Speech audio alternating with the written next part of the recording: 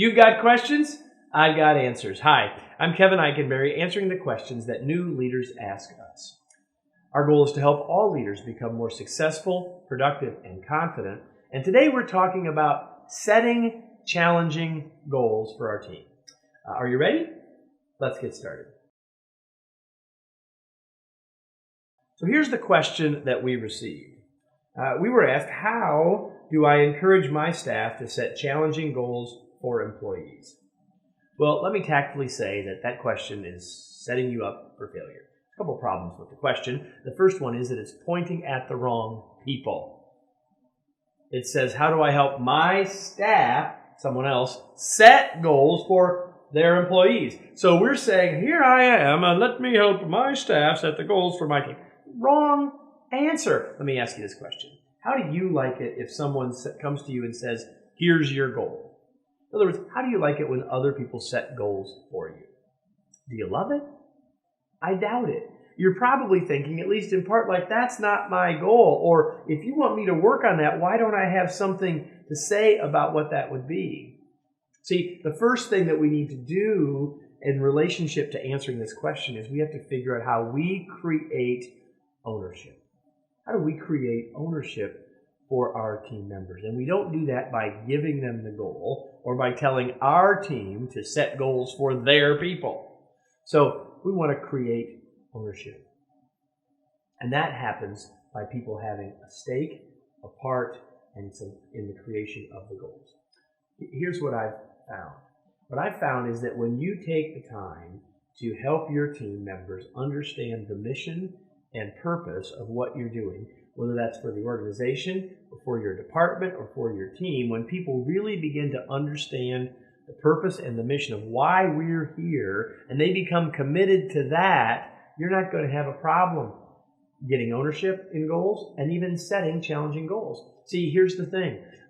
If you put your focus on that, helping people see the mission and purpose, helping them find meaning in their work. If you can do that, you're not going to have a problem with the challenging goals thing. You're going to have a different problem, perhaps.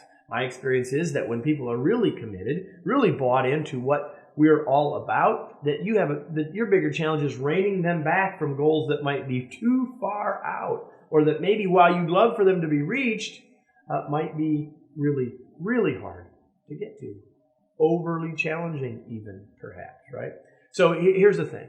There's two parts to this question. If you're asking about the setting of the goal, we've already talked about it. You want to share ownership or create ownership, work together with people in the setting of the goals, or give them the direction, here's where we're going, and then let them set the targets for themselves and just tell you what their target is. And either way, the setting needs to be shared at least with other people. But if your question is really more about the challenging part, then you have to think about this word stretch.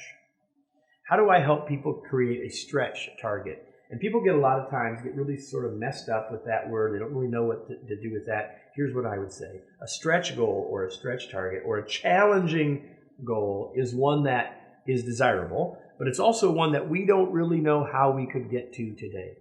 We can set the target, but we don't really know. We can't do things the way we've done them, or even just do them a little faster and get there. We're going to have to do something different.